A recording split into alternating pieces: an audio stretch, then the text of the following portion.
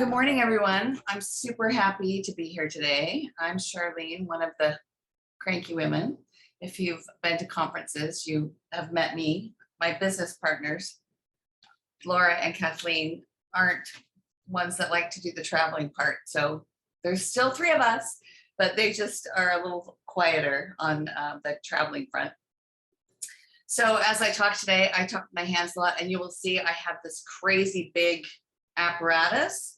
So I broke my wrist Christmas morning, carrying my grandson down the stairs. So he's fine. I did my job and protected him well. And my wrist will, I'm sure, be fine. I just have a big rod here. At any rate, don't let that distract you. I just wanted to make sure you knew what that was. So without further ado, let's talk about games and how we can make them work for your teaching.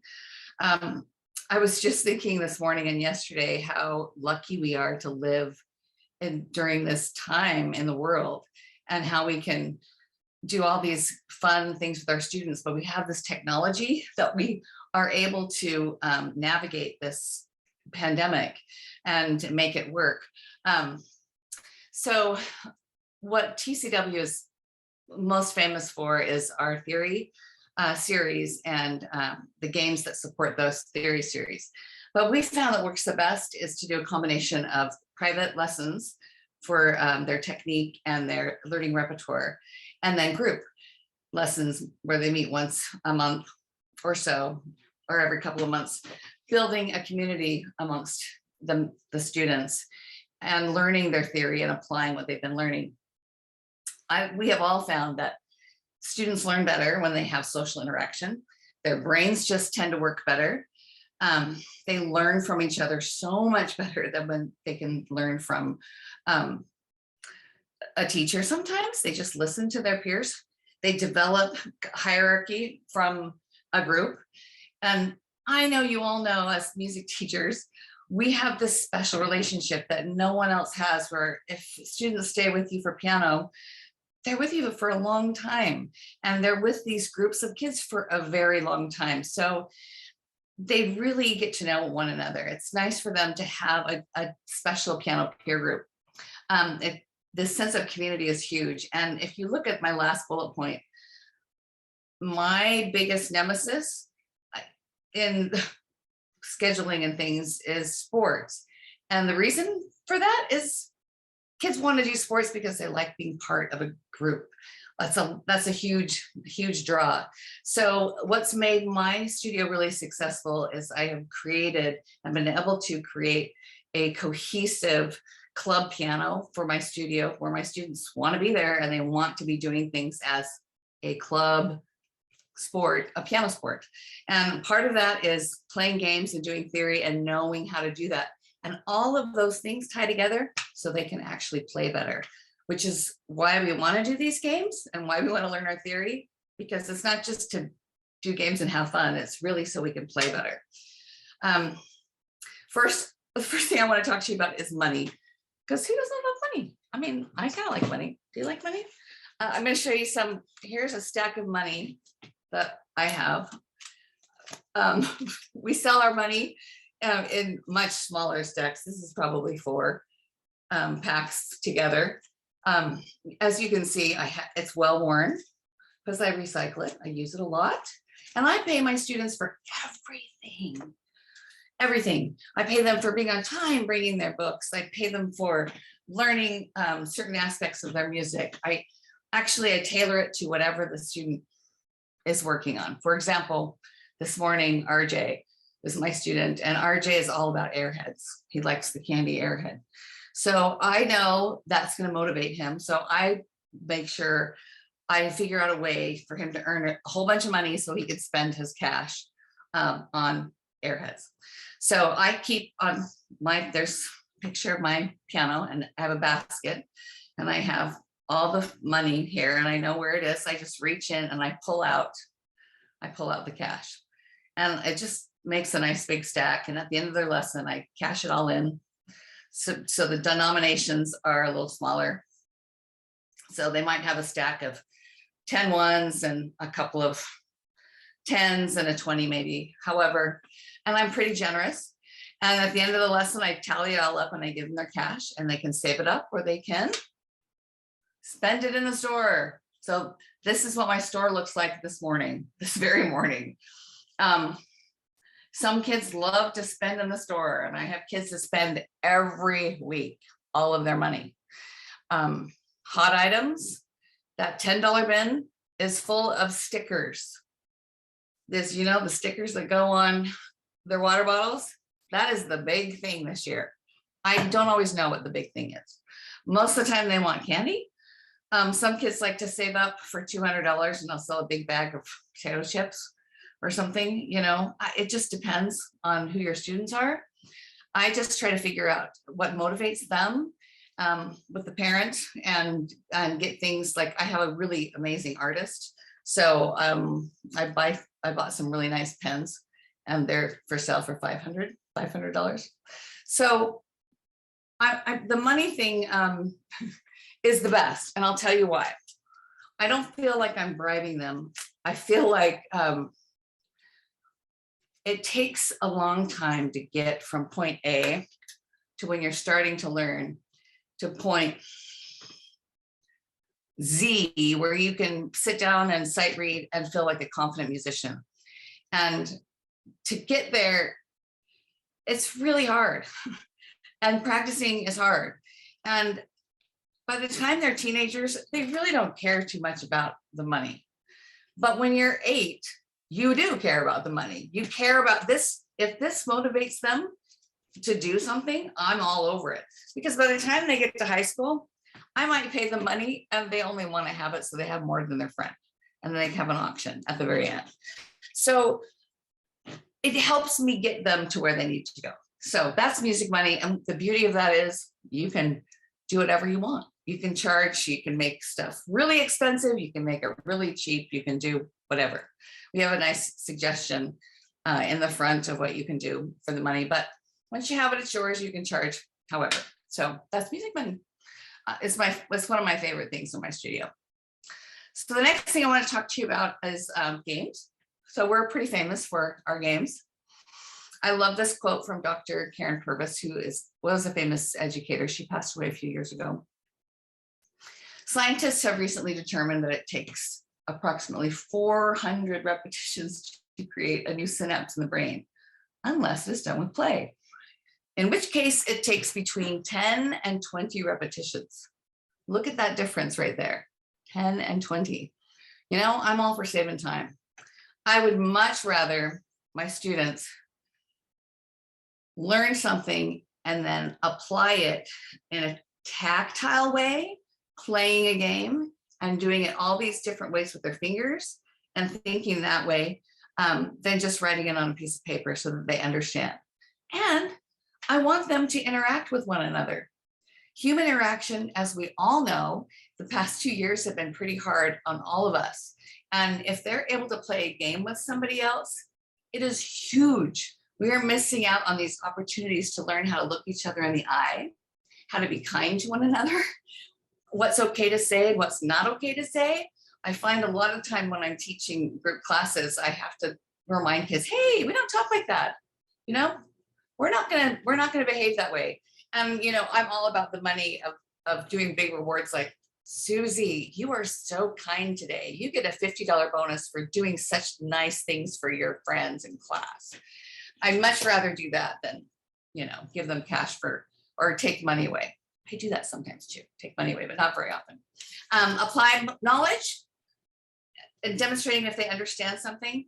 When I play games and a kid doesn't know something, you know if you're doing your job or not, or maybe you find out there's a hole somewhere in what they've been learning that you can go, aha, next week in their private lesson, we're going to cover this aspect. Their key signatures, they're not getting the connection of this is the key signature and this is the scale, and they go together. They're not two separate entities. So with that said, we're going to start out with the slapboard silly. In your packet that you received, you should have in your packet a small demo of a slapboard. So the slapboard, just so you know, this is not the quality of what our slap words are. This is just a sample. The real slap words that you would get in the packet, if you can see the difference, this is a thicker construction right here. They're double-sided and they're glossy laminated. So they're thick. This is a very thin, and this is a thicker one. So the slap word silly set has 26 cards that are double-sided, and they go from very beginning to quite advanced levels and concepts that you can cover. What I love about this is it's very fast. You can use this in 2 minutes in a private lesson. You can do it online, or you can do it with 10 kids if you want. So I'm going to show you a few videos as we go through, and then I'll give you a demonstration. You could use what you have already. So this is a small sampling of some of the different concepts. Each slap board has 7 different circles, and how the game works is you as the teacher, or you can have a student do this too, which is pretty cool. They have to think different. You're going to call out something on the board, and the first person that slaps the answer is the winner. I have started having them not slap the answer because they do this and use their whole hand. And when they use their whole hand, like that totally doesn't work. And of course, they're all trying to, get as many right answers as they can. So they started having them use their fist and hit it with their fist. And then I got fly swatters, even better. Then they can sit further apart to do that. So you'll see, you won't see any fly swatters in the videos. By the way, some of these videos, most of them were done pre-COVID. So just know that the last year and a half we've had group, they've been masked, but in these videos, that was before the time of COVID.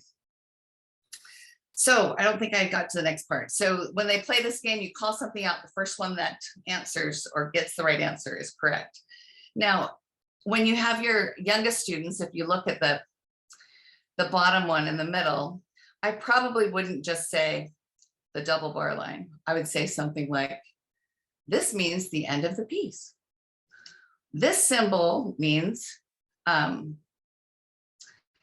this symbol divides the staff into measures, and they'd hit the bar line because you want them to think about it, kind of thing. So here's our first video of some younger students doing notes. I'm going to describe a note, and the first one that hits it is the winner. This note is a treble clef note. It's the second space down.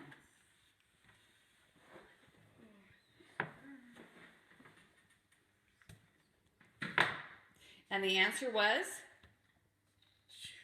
treble C. Yes! Except you weren't there. Good try. Okay. You moved it. You kept moving and you were hovering. Good try. Okay. And you did get a C. Good job. Here we go. I'm thinking of another note. It's in the bass clef. It's on the line between the 2 dots. And that note is F. Yes, it is actually bass F. Okay. I don't think so. You did. Okay, here's another one. Ready? Last one. Okay. I'm thinking of a note. It's so low. It has 2 extra lines. And the answer is? Oh, I got it wrong. Who knows? Low C. Low C. Yes. Okay. Okay, this time let's look for D. Go.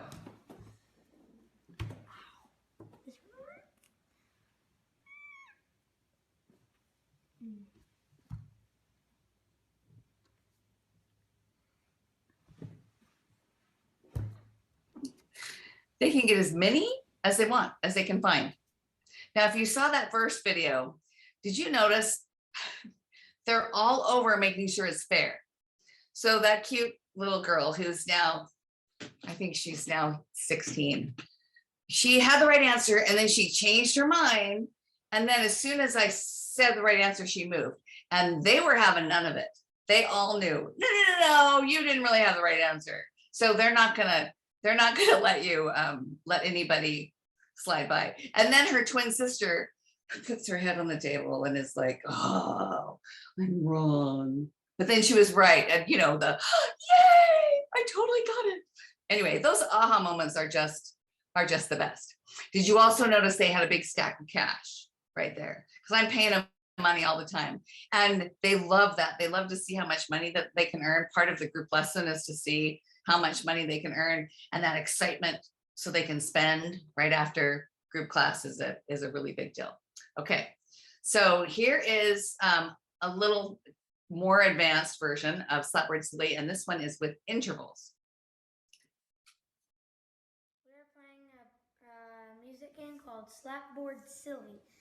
And in this game, an interval is played on the piano or on the iPad. And we have to hit the interval on the boards that we think is correct. Whoever does it first gets $3. Second is $2. And You got it? Okay, we ready? Here we go. Example 2.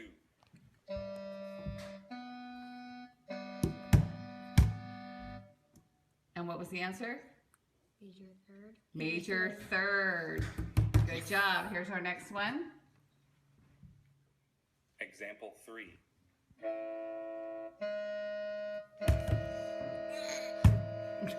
That was a Major 7. Now, if you want to flip this and do this online, let's say you have a student that's working on their intervals. What about showing them the slap board, and then they have to play you an interval, give them a key, say we are in the key of D flat. You play me the interval and you see if I can get it right. And then you have to hit the one and show them the correct answer.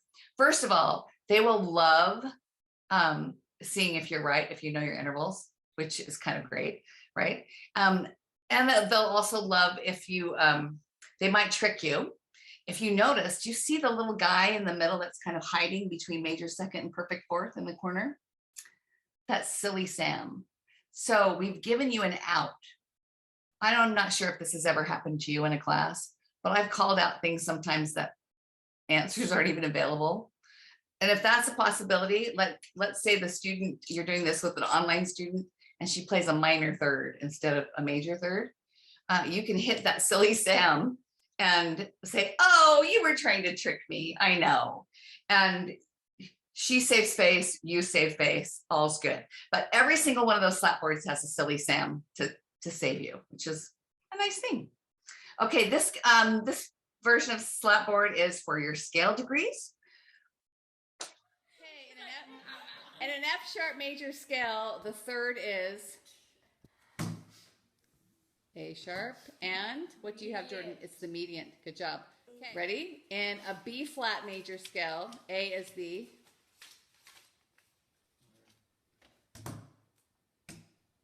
what do you have? Leading tone. In a C major scale, B is 7th degree leading tone. Good job. B is B. C is B. Okay. Ready for a really hard one? No. Wait, I'll give you one more. Okay, hard one. Ready? Okay, we're in the key of A flat. The 2nd degree is. And it's also called the Super Tonic. Now, you notice I had a little banker there that was helping me. He was passing out the money. He's also in that particular group. These kids are all grown up.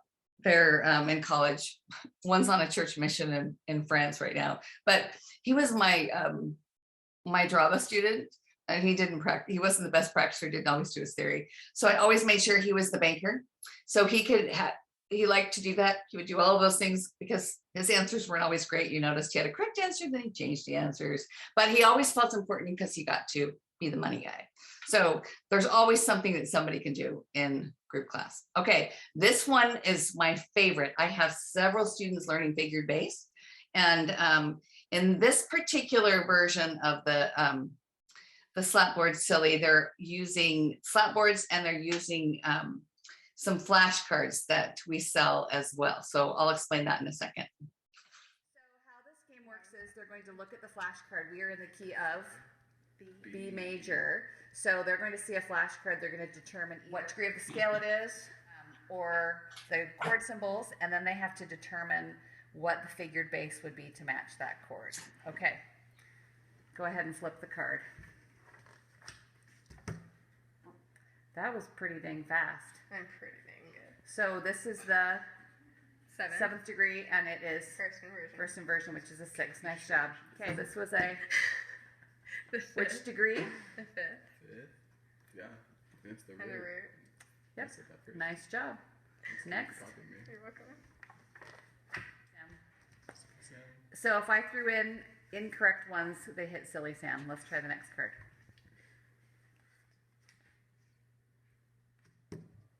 Cool. So that one is the 6th degree, and it is in.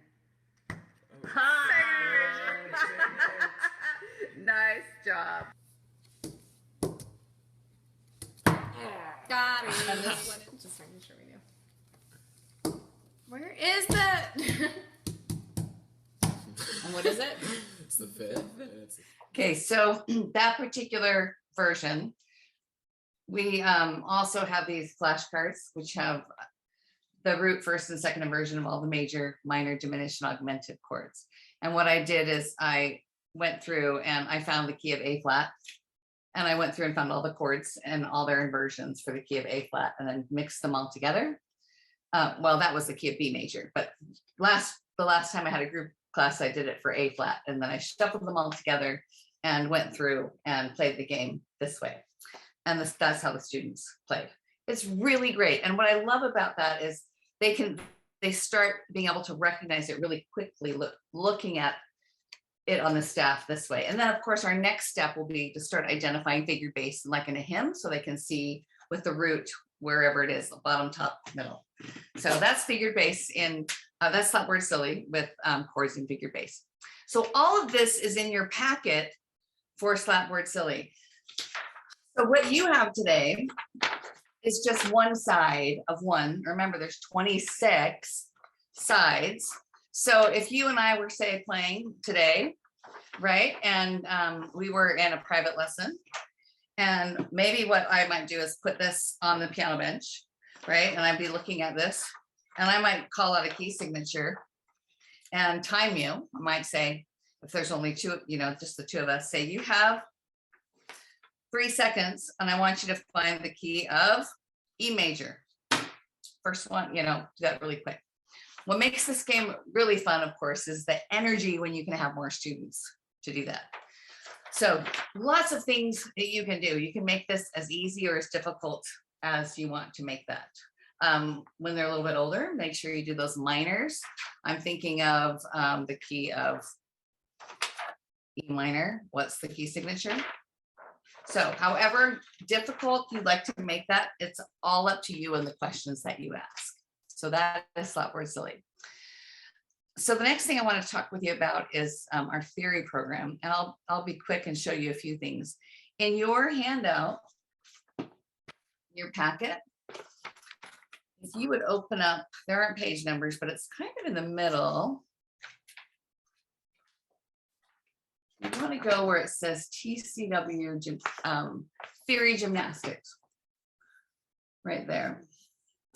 And what we started these theory books in the early 90s, and we wrote them because we really felt like there was just not a theory method that gave enough practice for our students to really understand what they were learning. And we wanted to teach functional theories so that they could apply what they were learning to what they were playing, so they could play better and they could memorize their pieces and understand what they were doing. And we felt like most theories that went with the method only practiced each thing once or twice, and they were super boring. Oh my gosh, so boring. Here's your quarter note, draw it, it gets 1 count, instead of doing lots of fun puzzles and things. So our goal was to make some things more exciting and fun. And we also realized that everyone was treated the same. And I don't know about you, but my students come in as beginners, sometimes at 6 or 7 or 8 or 9 or 10, and they are not the same. Their education, their brains don't work the same, and they don't think the same just because they're not developmentally the same. So the books are approached a little bit differently. Brilliante is our young beginner, Animato is an older beginner. So the materials covered this, the material's the same, but it's a little more, the pages are a little more challenging in Animato because the students are older and they can do some of those things that are a little harder. Energico and Spirito, level B, they're the same material. Energico is for a younger student, Spirito is for an older student. By the time they get to level C, everyone goes to level C and then level D. If you turn the next page, the flow chart right here shows you how they work. And we have some advanced books, if you notice at the bottom. They are, they don't look as beautiful and amazing because they have not been revised. However, they do take you to some really advanced theory pages. Each book has ear training, and I love the ear training. I love the ear training because when I went to college, I didn't have any ear training and I didn't know how to do it. So all the ear training that we offer is available online at CHOS, and the students can do the ear training pages and listen to the listening examples online and fill out their workbooks. Each book, if you want to see, they're big, they're 160 pages. So they get to practice a lot. Each concept, they practice. Here's a good example right here. These are some guidepost notes, but they're practicing writing their notes and coloring and marking them on the staff and on the keyboard. They get to practice over and over and over and over. And you know what? They don't have to start at the beginning and go to the end. Actually, I would hope that they would, do a listening page every week. Because if you wait until the listening, since it's the last unit at the very end, you're in trouble. Because you kind of can't do that whole unit at one time. You should do 1 page a week so they become really great at it. There's another flow chart for you there too. I did want to show you a good example. Here's Con Brio of a page that's pretty fun. These guys right here. We have our keyboard criminals. So they're learning about triads and inversions. And so they've left their fingerprints on the keyboards. So they get to mark and discover which fugitive it is who's escaped by looking at those. So they're much more interesting than what you would regularly see in a theory book. By this level, the kind of listening skills that they're doing harmonic dictation. So they're going to identify a key and they're going to be able to listen for a 1, 4, and 5 and write the bass notes. I'm telling you, I don't know about you, but I didn't know how to do that. I didn't even get that till like my 3rd year in college. And nobody told me how to do it. They just said, listen and do it. So this is really helpful to have that information to hear. And why is that helpful? If they can hear that, seriously, all their music is made of 1, 4, 5 chords. If they can hear that, they can find it in their music and they can play it and memorize it, because the goal is to get them to put that together. Okay, each book has a teacher guide, and you want the teacher guides. Even if you are brilliantly smart and you can figure out all the answers to the pages yourself, some of them might take you some time to figure them out because they're puzzles and they're mazes that you have to get through, and it might take you some time. You don't want to waste your lesson time. But we've got all these extra games in there that aren't even in the ones that we regularly sell there too, as well as tests. So we have tests in the back. There's 2 that are reproducible. And this is how you can decide which book to put your students in. A Form A and a Form B. I give the Form A test to my transfer students to decide which book to put them in. So I think they're pretty great. And if you get them at 30% off, which is what CHOS is offering, you are getting a screaming deal for all of these today. Okay, I want to show you our next most popular product that we have. And that is the two games I first showed you, Slapboard Silly and this next one. These games I use the most in my group lessons. So here is the cloth keyboard. This comes in a kit. The kit comes in a beautiful little box, and it's got this game book that has 24 games in it. Here. From very beginning to quite advanced. Comes with two of these cloth keyboards, keyboard on one side and a staff on the other, as you can see. And then it comes with all of these transparencies. Now, I don't store mine in the box anymore because I like a Ziploc bag because I can lay it flat and then I can organize things a little differently. But it comes with all these flats and sharps that I can lay right on the keyboard or staff as I go. So I'm going to show you a few videos from very beginning games to advanced. What's nice about this set is we're giving you ideas of how to play some games. It's a great way to get you started, for you to create some of your own too. So here we go. This picture right here that you're seeing is a great mix of pretty much every age in my studio. This is pretty fresh. These are students from last school year. The top left corner are my teenagers right here. They're I think they're all juniors in high school, and they were working on doing figured bass. So they were given they turned over a card that said what key they were in, and then they were given a Roman numeral, and then they were given the 6 or the 6/4 to do, and then they had to beat the other team to mark their figured bass. That's what they were doing. The girls on the right over there this was Halloween time, so they were doing notes, and then they were playing tic-tac-toe if they were correct. So I was combining these. And then same thing with the kids down here on the right-hand side. This group was a little bit older, so they were marking all the guidepost notes. And then these boys on the left were doing something a little harder. They were marking guidepost notes first, and then they were shaking a dice, and one side said step, and one side said skip, and then they had to mark a note, a step or a skip above or below that note, because they kind of need to know how to do that too. Okay, this first game I wanted to show you is called Nautical Notes, and what you'll see out of this in this video are most of these kids are married now at this point, which is kind of funny. They're all grown up, but you'll see the keyboard, and you'll see the little fish that come with the packet. The fishing pole does not come with the packet. I bought it at Target. But you can make a fishing pole out of a stick and a string and a magnet on the bottom if you want, or you can go to Target and find one in the dollar bin at some point.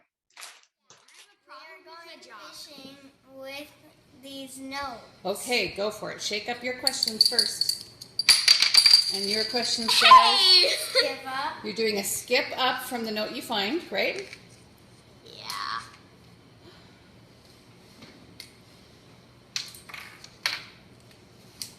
And that. Can you show me your note? That is a C, a bass C. Bass C. Good. So you're going to play the bass C. Pick your treat up. And you're going to play it on the piano, and then what are you going to do? I'm going to put it on the grandstand. Right. Okay. So here we go. Which C was that? I think it was Bass C. bass C. Now mark your skip up. Money. Can you play it? Perfect. Now let's mark it on the staff. That's just weird.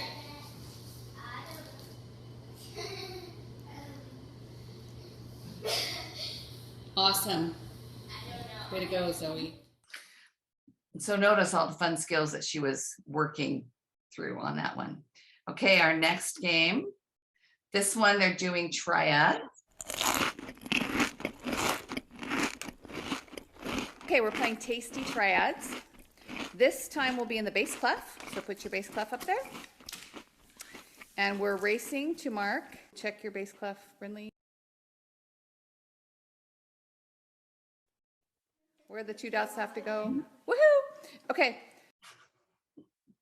F minor, go.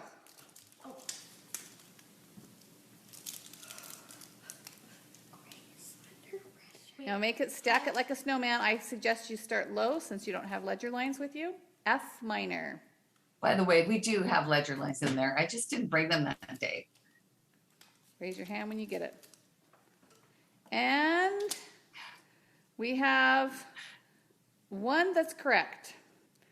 Our correct answer goes to Ellie. F, A flat, C. Now, Ellie, can you stack it like a triad instead of having it be all spread out? And where does the flat go? Nice job. Okay, clear it again. Woohoo. Do I get money? Yes, I'll give you the money. Now do you get it? I get it, yeah. Okay, here we go. Bass clef again. G major, go.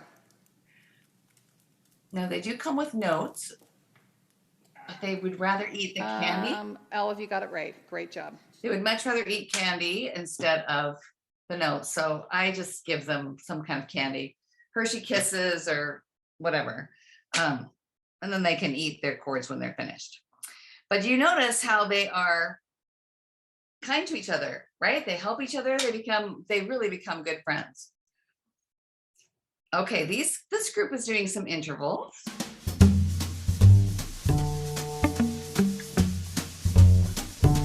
Interval investigators. And I want you guys to draw your card. Ready? Draw your card. No, yeah, you draw it. Okay. And we're in the bass clef. Our starting pitch will be A flat. Go. Go! Major third. No? No, major fourth. Perfect fourth. Yep. There we go. Nice job.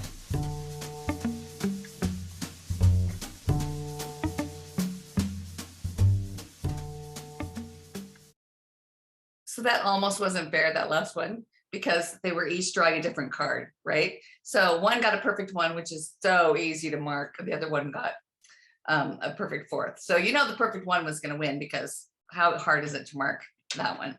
Anyway, but they just didn't know what they were going to draw. All right, here's Melodic Dictation.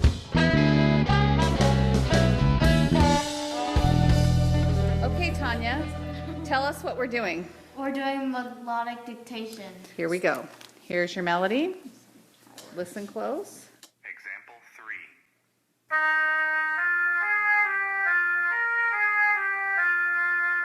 Here it is again. Example 3.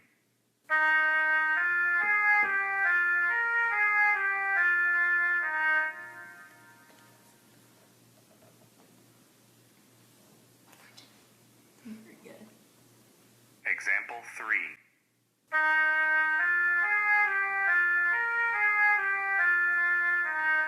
So anybody think they have it? Yeah. We're done? Okay. First missing note was a F. Next missing note was A. F. Next missing note was A flat. And the last note was E. E flat.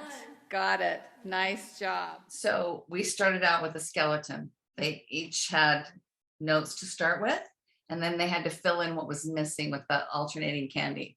And what I did is I just went online to Chose and just took a page directly from their theory book for melodic dictation because they have to do that anyway.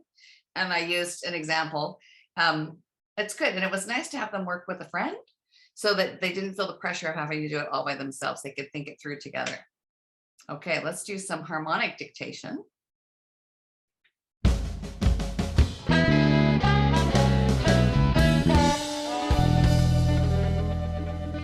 So girls, we're doing harmonic dictation. We're in the key of what? E major. E major. Here we go. Example 5.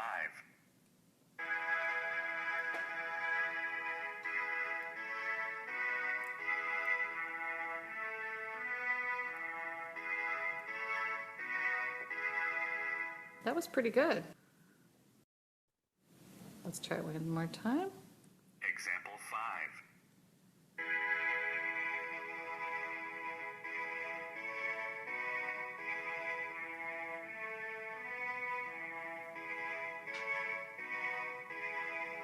5. Okay, so our chord progression was what?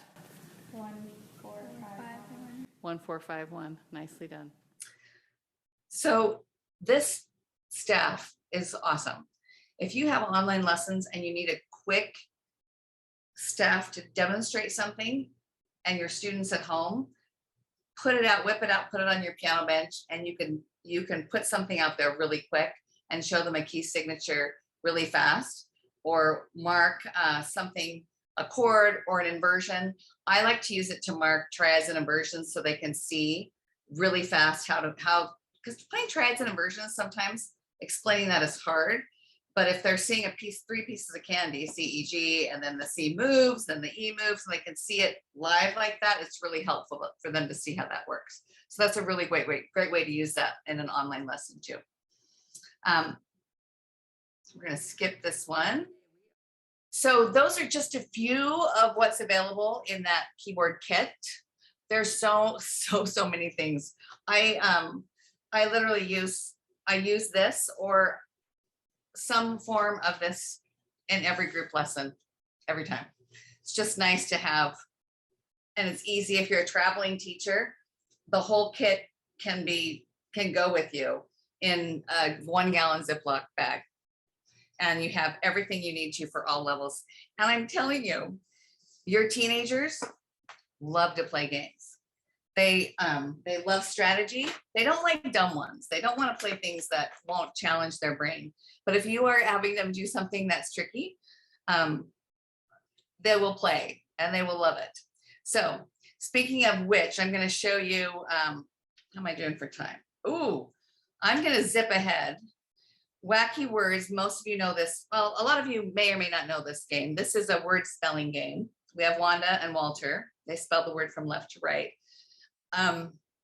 If you want to do this as a good COVID friendly way, you can do it outside. Weather's perfect now in Arizona.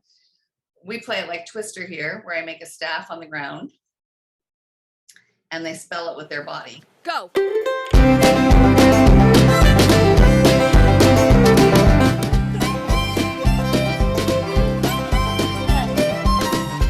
How'd she do?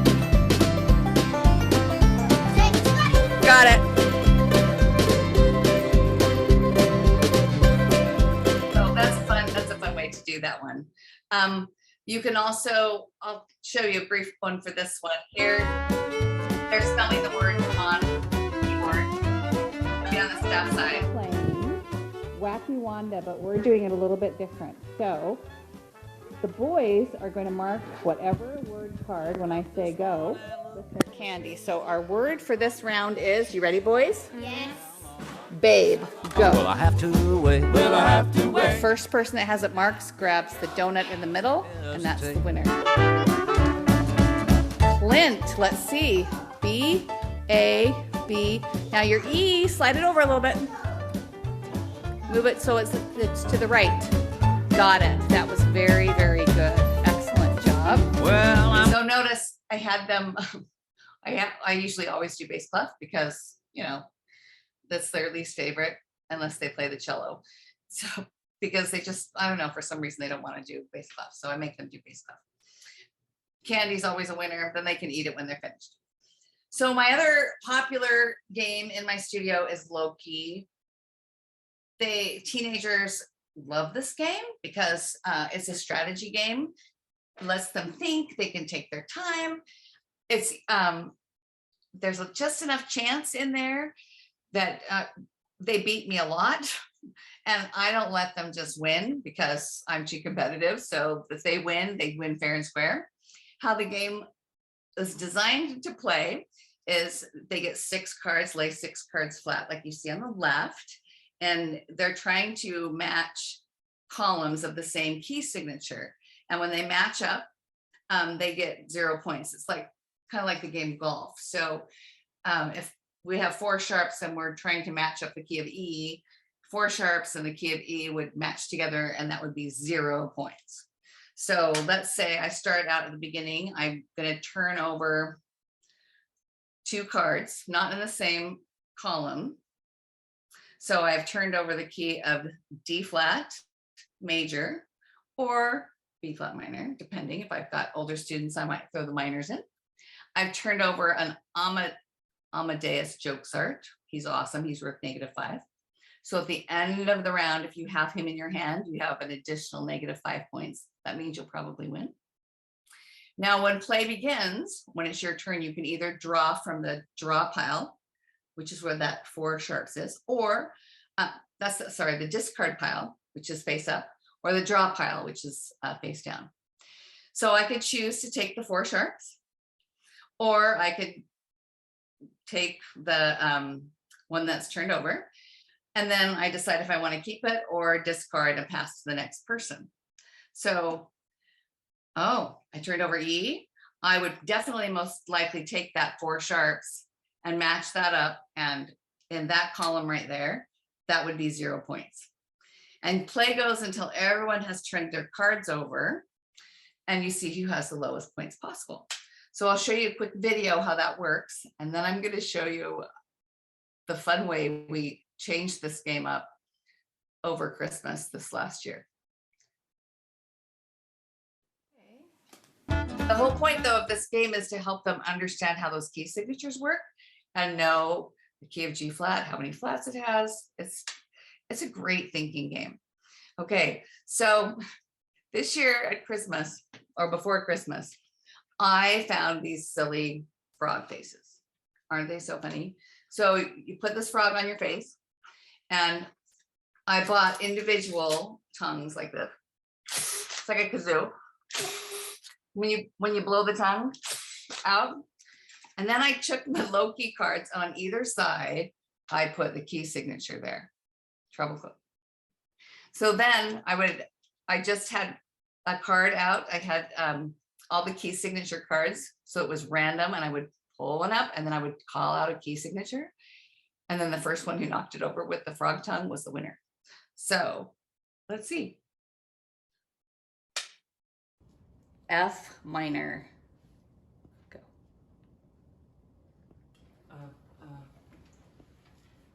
What's that one?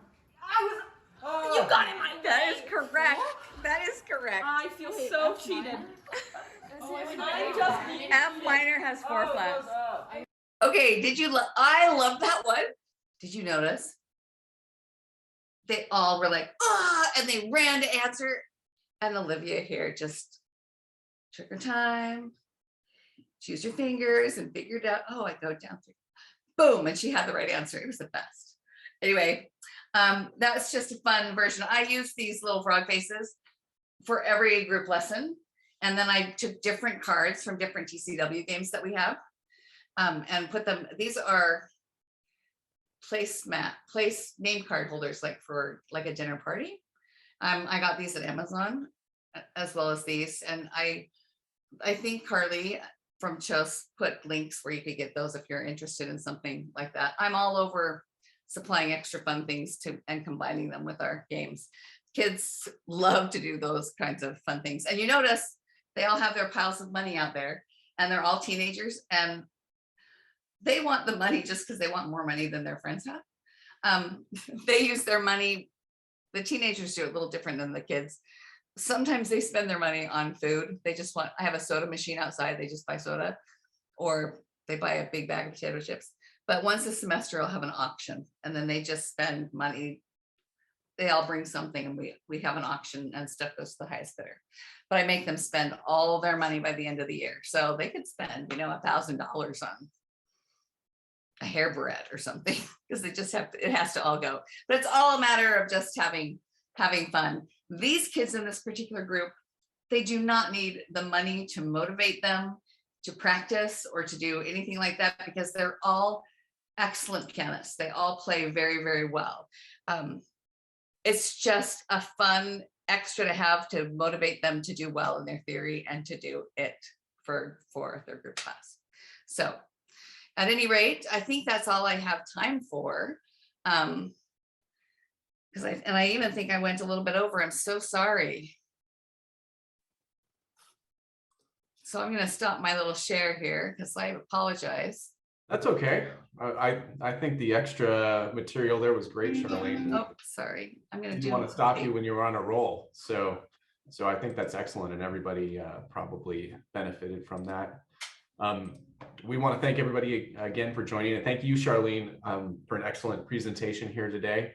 As promised, we do have a special discount code, and I want to make sure I get that out to you right away in case you do have to hop onto some other task or appointment.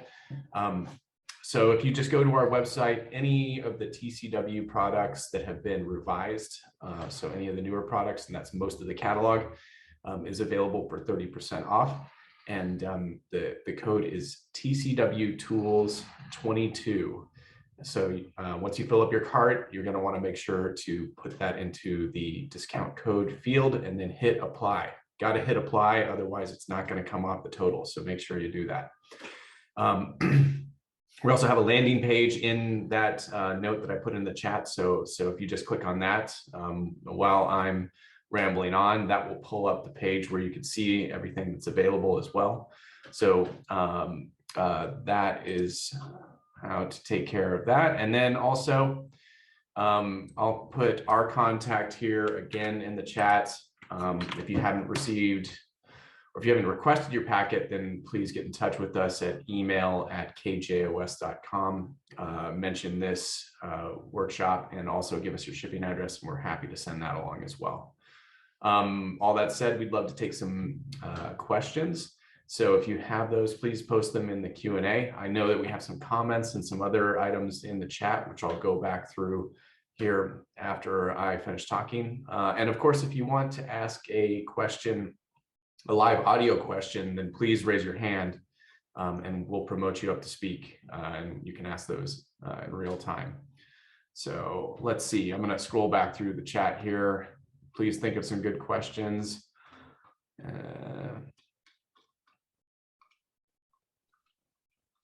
Someone said they need the Amazon link. I don't know that I have that in my notes from Carly. I'm a stand-in today, so forgive me. Okay, I sent those links to Carly yesterday in the email, Okay. but I'll send them to you as well so that she can send those out.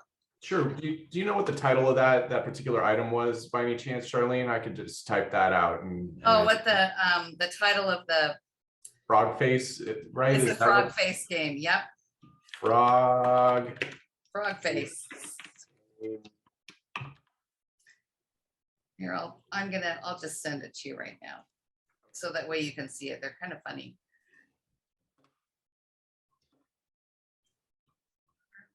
Let's see. So I'm going to go back to the beginning here. We have a couple in the Q&A, but I don't want to miss anything that's further up here in the chat.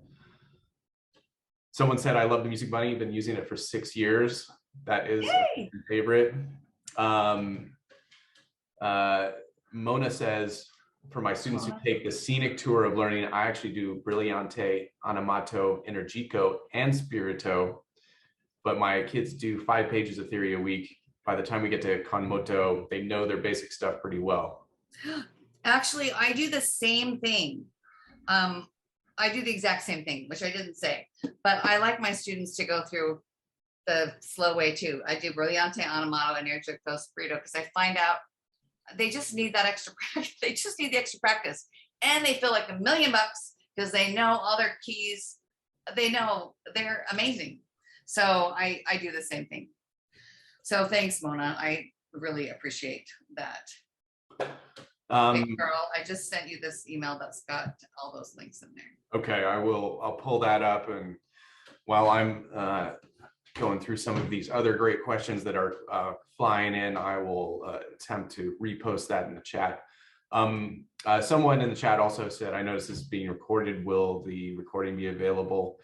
Yes, we do plan to post either today's recording or yesterday's recording eventually. That'll probably take place a little down the road after I have a chance to edit my portion out at the front. We want this mostly to be about Charlene. So once we remove that and add a couple extra features, then we're going to plan on posting that. But I would say at least 2 weeks from today. So if you've received a notification about this event, then you will receive a notification about the video being posted as well once we have that available. I just did, no, I'm not on, I should be on the chat, but I just did see a quick, yes, the cloth keyboard is washable. Cold water. I've washed this one a few times. And it works great. Cold water, dryer, comes out. Awesome. It's 3 octaves. So works amazing. Yeah. All And right. that does include the keyboard. Yes. The cloth keyboard. I'm telling you that if you haven't done the theory books yet and you want to do them, that 30% discount applies to all the theory books. You're getting a screaming deal. Run and get as many of them as you can at this price. And then make your students buy them. You shouldn't be buying them. And then keep the 30% discount for yourself. You know. Just saying. So we have some questions that have rolled into the Q&A here. And the first one from Kathy Mazzeo is a good one. Any suggestions for grouping students together, particularly for new students who are not at the same level as their peers? Yes. I think group is really, really important, and they have to be in the right age and basic level. So my groups this year, I have one student that comes by herself because she couldn't come at any other time. So her group is kind of weird, right? But most of my groups are about 4 to 5 in a group. My elementary kids are like 3rd and 4th graders, or 5th and 6th graders. And then I might have a whole junior high group together that are mixed. And then all my high schoolers could be all mixed together, 9th through 12th graders. Because if they're playing levels fairly close, but their theory level has to be, nobody wants to go to a group and feel stupid. And I don't want to put a group together where I have this virtuosic pianist and they know their theory. And then you have a 5th grader who can't do anything. The really great one at theory feels like they're wasting their time. And then the 5th grader feels dumb. So it's important to just, even if some of your groups are smaller than others, to put them in the right ones. But here's how you do it. You have to get the parents on board. So if you haven't done this before, it takes a little bit of work ahead of time. I have my phone.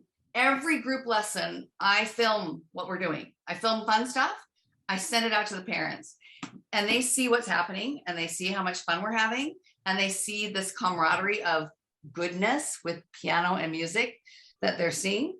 They see how that works. They see how they're building this community. And if they've been to recitals and they see these friends and they get the picture of, oh, they could be friends with these people for 10 years. This is like a long-term relationship.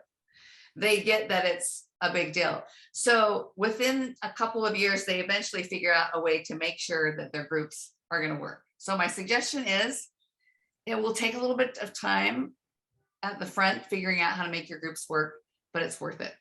I just send out a form at the beginning of fall and say, I'm teaching these days for a group.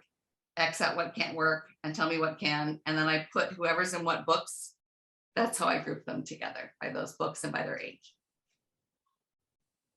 Excellent. So I hope that wasn't too much. That was perfect. Maria is asking, do the students have to buy some of the materials too? It sounds like the answer is yes, and get that margin with the discount, right, Charlene? Or so here's the deal. My students all have a theory book, period. They're just required to have a theory book, and they should pay for that themselves. But what I do for my studio is I just charge actually kind of a huge registration fee, and then I just include that in my registration fee for their theory book. Sometimes I have kids go through 2 in a year, but the parents should be paying for their materials. You shouldn't be paying for those. But you can pass this along to it depends on how you want to run your business. But seriously, if you're getting a 30% discount, buy all these and then charge them what the retail amount is. And you're going through the trouble of well, not the trouble. You had fun with me today, right? So we got to go to a workshop and we had to learn some fun things and you spent an hour of your time, right? So there you go. We figured you got paid for working. There you go. Great. Anonymous attendee asked, is there a way to watch this presentation afterwards? I'm not sure if you caught my answer to that earlier, but we are recording this and we will post it eventually. So if you got an email from us about this event, then you'll get an email too about when we post this to YouTube as well. Okay, I see how often I have group.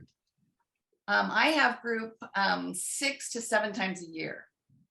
And I do them, when I do my group lessons, I have them, I hold them the first 2, I just do them 2 days, Mondays and Tuesdays during a week. And then the rest of the week I take off, which is awesome, unless it's a recital week. And then I, have a recital like on Thursday. So it's like a full work week, but it's great. And I keep my numbers between 4 to, I like to have the most in my group, like 6, because I want to give them enough time to play, to perform for each other, and then to be able to play games so that I know that they get it. But again, I have to say, they can't play these games unless they know how to do their theory. If they're not doing their theory work during their lesson and understanding how this concept works, they can't play those games and they feel really stupid. And no one wants to feel stupid, but you can't play you can't do figured bass if you haven't done the work to understand how to do it. It just doesn't work. So. I think this was probably in your answers before, but Alyssa is asking, when do you usually schedule your group lessons? In the fall. I do it actually. I do my fall scheduling. And then so everyone's got their regular private lessons scheduled down. And then usually by the 3rd or 4th week of September, once they figured out their school year, then I do the request for group so that they know what's happening with their sports, because it takes a while for their sports schedules to get figured out. Great. So, and sometimes kids have to switch around, and sometimes they just have to miss. And if they miss, they miss. And they don't get reimbursed. And there you go. And sometimes, I didn't say this either. In group, I've had kids FaceTime in because they can't come or someone has COVID, right? So how that works is I'll have them do their performance portion, and they can play the games. Like if we're doing a card game, I can have them be my partner and see the cards that I have and make decisions based on the hand that we have and do it together as partners. That's great. That actually ties into another question we got in the chat, which is, do you have any suggestions for how to have students position their cameras if they are having their lessons remote? Do you have any suggestions there? Well, here's what I do. I don't have my iPad here, but I use my iPad. I'm pretty boring because I move it around. So I have my grand piano, and here's my piano, and I use my iPad, and I just prop it right up so they can see my keyboard and me. And occasionally I just pick up the camera and do things with it. So I don't have all these extra different angles, and I pick it up and I move it with me when I go around. And when I'm doing it in a group, I usually just do one camera, or I'll assign a kid to be my camera person, which they love because they want to do it anyway. And they'll be my photographer. Hey, who wants to be the videographer today? And I'll just give them my camera and I'll let them film things. But this is your best advertiser for you, for your studio. Your parents love it. They want to see what you're doing. They might not post anything. They might, but, and by the way, you should probably get a waiver that says you can post, just a general thing that says you can post stuff and have that in your policy. But it's nice to have, it's nice for them to see what you're doing, and it will help them see what's happening and what they're learning and why you do it. As it relates to students, do you have any trouble, Charlene? I think this was specific to like students, having trouble with their cameras, like, I don't know, it's pointing towards the wall or something like that. Do you get the parents involved with students who are calling in? No, generally my students are pretty good. Most of them use their phones and prop them up on the side. The only problem I have when they do their lessons is I have one family whose Wi-Fi is not super strong when we do their private lesson, and it's a little glitchy. But everybody else, and I found that for my studio families, FaceTime seems to be the better platform than Zoom. I think the sound quality is better. But, you know, you just do. Well, frankly, we're super lucky. I mean, really, 30 years ago, this would not even have been an option. Yeah. So it's pretty great. Vivi from Edmond, Oklahoma is asking, what is your time limit when you play low key with your advanced students? Oh, thanks so much for that question. I want to just say, when I plan a group class, I have an outline, and I have lots of activities planned. And most of my games, I don't want to spend more than like 5 or 10 minutes because their attention span doesn't last very long. So we just usually zip through one round. Sometimes on low key, that one will take longer. And if they're super into it and they love it, we might do the whole time and just spend longer on that one for my advanced kids. It just depends on what we're doing. But the little kids, that slapboard game, we might only spend 4 or 5 minutes and then zip to something else. If you become a good reader at assessing what's working, when they start disrupting everybody else and not paying attention, it's time to just divert to something else. So always have more things planned ahead of time. And you might not cover them all, but it's better to have more than less. Fantastic. I noticed that a few people are leaving, and you're welcome to take off too, but we'll continue to answer a few more questions here. I do want to post in the chat one more time, both the link to our landing page with all the TCW products that are available for the discount, also the promo code. Again, that is TCW Tools 22, all uppercase or all lowercase on that, and make sure to hit apply before you submit payment on that, so you get that extra discount, and it is 30% off. Oh, I see. Betsy wants to know how I charge for group. I charge a flat rate tuition. So, and anybody, if you want my website, my personal website is clubpiano.com. I decided a few years ago that, gosh darn it, I'm like a club sport. I'm offering so many things. They should, it's just a flat rate fee. So they just get a certain amount of private lessons and group lessons, and it's all just a big lump sum. So they don't ever try to, it's never a per lesson thing. It's just a big lump thing. So that's how I do it. And if they miss, they know. The kids are super sad. Like, I have group lessons next week, and all of them this week are like, oh, it's group. Yay. That was my reaction every day this week so far. So, oh, let's see, how much lesson time is used for business and buying trees? Okay, like a minute. They walk in the door. Hey, how you doing? Did you wash your hands? I just pull the money out. We're talking, pulling the cash out. Oh, I forgot to wash my hands. They can wash their hand, that kind of thing. And they are spending their money during the next kid's lesson. So they can shop as long as they want. I don't care. And then they might come, and they'll come and patiently wait, and then hand me the money and say, I need $10 cash or change, whatever. So it's pretty fast. It's maximum a minute. It's not a long time at all. Excellent. Quickly here, I'll jump in. We had a couple questions about our attendees in Canada. And while we are happy to send packets out to our Canadian friends, unfortunately, the discount is only available in the US for US addresses. The cost of shipping across the border is a little prohibitive. But Helen Colvin asked a good question. Are you able to purchase through local music stores like Long and McQuaid in Canada? And the answer to that is a resounding yes. Long and McQuaid is a great partner, as is St. John's Music, and we have several others across the provinces. So if you have any questions about your local music store, please feel free to reach out to us directly at that email at chose.com. We can point you in the right direction. We have a lot of valued partners. And actually, Charlene and I worked on one of my first workshop tours with her which was across Canada too. So we have partners who were on board from the very beginning with TCW products. It was so fun. Please feel free to reach out with if you'd like some more information about that.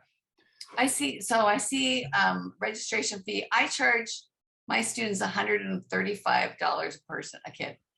But if you go to my website, clubpiano.com, I list what the registration fee covers and what tuition covers. So it's spelled out. If my students do everything I offer, I'm giving away the house, man. They're getting a ton of free stuff. So it might sound like a lot, but they get a lot for that $135 if they use it all. And my students use everything. They're all about the bargain, but they play good too. My students are great. The one that says, how do I check theory over video? This is awesome. My two little nephews are doing theory with me, and they live in California and I'm in Arizona. So they each have a theory book, and they just take pictures of their finished theory pages.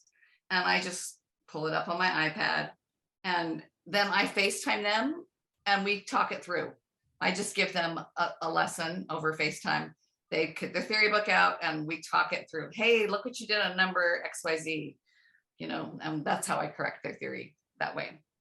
I have also corrected it with the picture app and, corrected it that way and sent it back. That's more of a pain, but I prefer to do it live so I can talk them through why they missed something, because then I can have a teaching moment, which is way better to do that. So let's see. We got a Alyssa McLeod question. How long are your group lessons? That may have been addressed before, but my group lessons are an hour and 10 minutes. They're really an hour, but I give them 10 minutes to shop and then get out the door. So one group can get out and the next group can come in. I have them go out the back door and the next group come in like in a circle, so we don't have a crowd. So they just overlap. Each group overlaps by 10 minutes so they can shuffle in and out. So about an hour. Yeah. They perform first for like 15-20 minutes. They all have to perform something, which makes them practice. If they weren't performing, it would be a disaster. They would not be practicing that week. So they all know they have to play something. And sometimes I surprise them and don't tell them what to play, which is good. Keep them guessing. Debbie Sen sent a good comment. Other than using the games to play what they have learned, we use the games to teach concepts and theory from the start, going to the workbooks. That works perfectly. Thank you for the comment, Debbie. Thank you for joining us. Yes. I know it's getting later and later for you, so we really appreciate seeing you.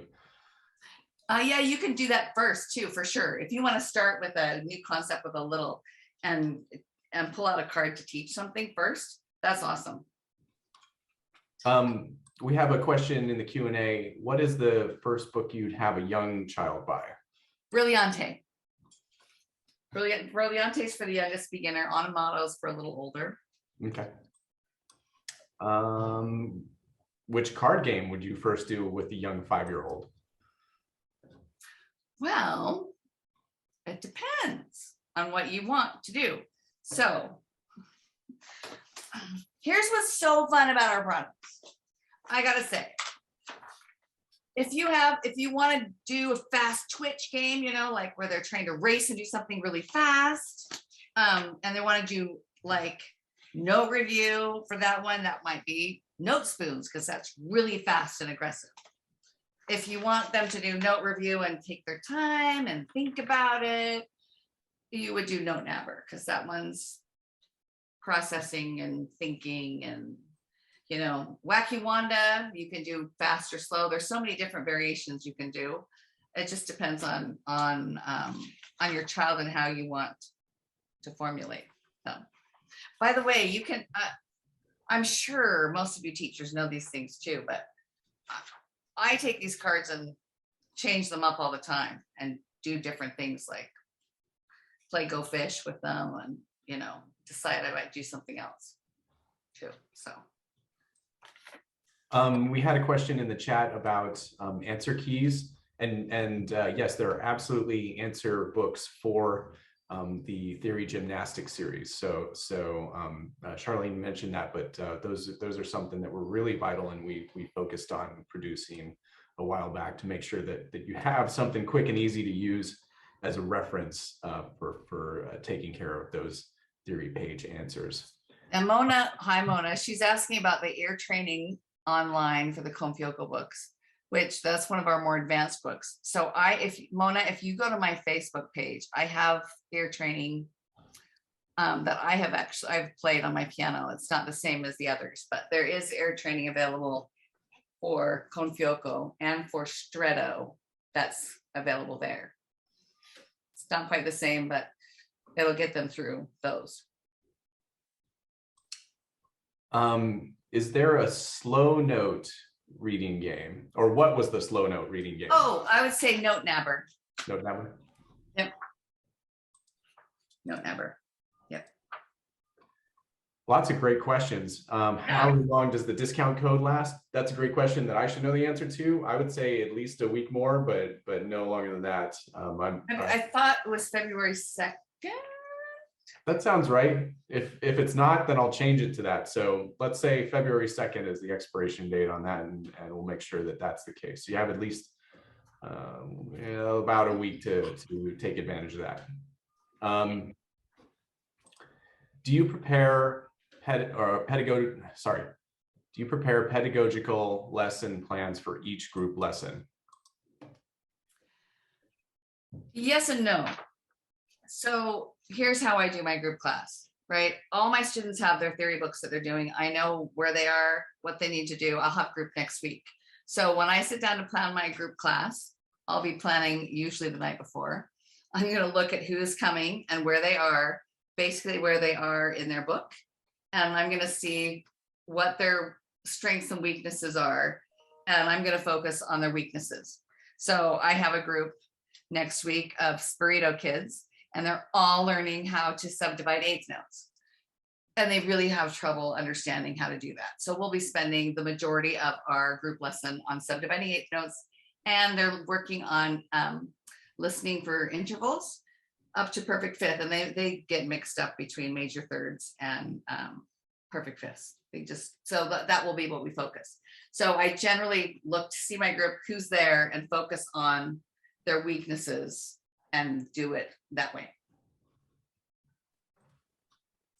Great. I think we are starting to wind down a little bit.